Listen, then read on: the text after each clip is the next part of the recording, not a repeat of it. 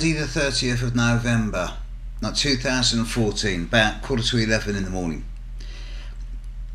I don't remember the week, but I know it was in the latter part of 1971 when I was 16 and in the army, and me and two lads and three local girls were dancing down the disco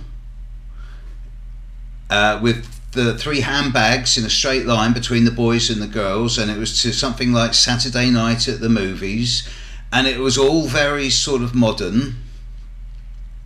And we all sat down with our, whatever it was, Bacardi and Coke that we weren't supposed to be drinking but were, and then this music started, and I thought, what's that? And all these long hairs started getting up and dancing and shaking, and the music just grabbed me, and that was one of those moments that I'll never forget, because it was the start of when I started to appreciate the deeper rhythms of life. The music in question was actually Silver Machine by Hawkwind, but there lies another story for another time.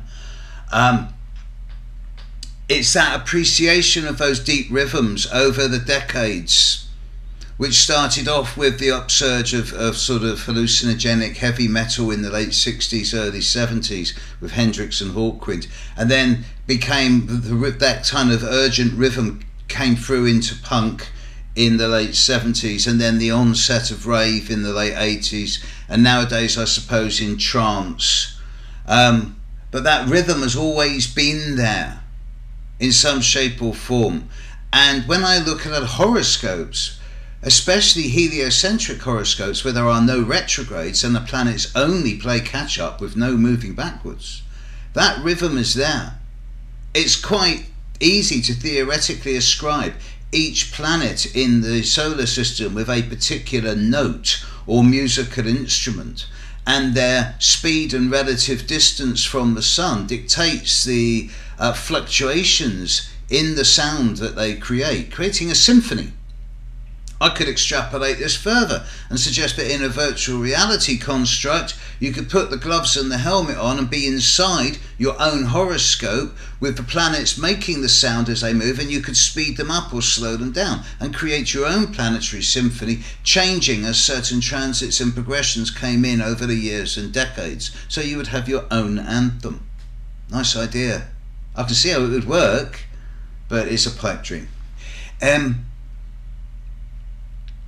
The reason I got into this is because it's at the end of November.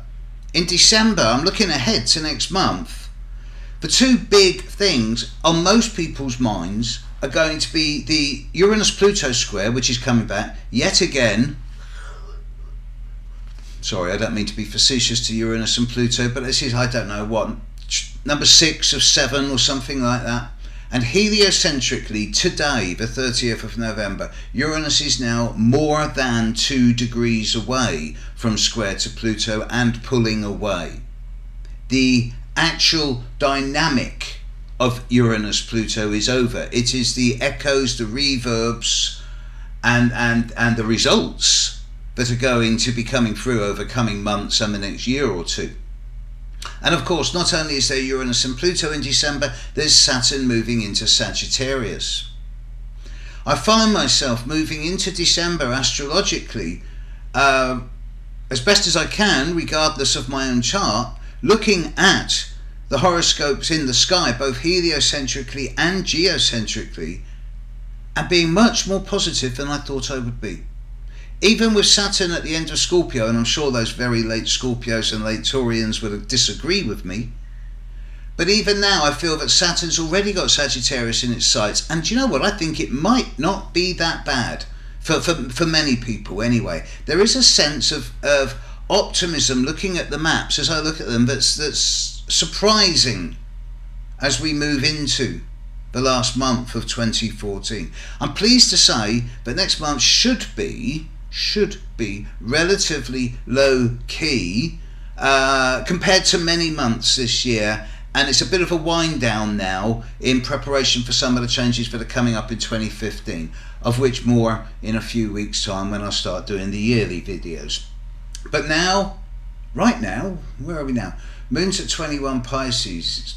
I love this Saturn at the end of Scorpio. It's creating very few void moons. Mars is coming to the end of Capricorn. The moon's at the end of Pisces. Saturn's moving into the end of Scorpio. Big periods of change around at the moment. Very interesting time. Okay, Sunday sermon over. Catch you later. Bye.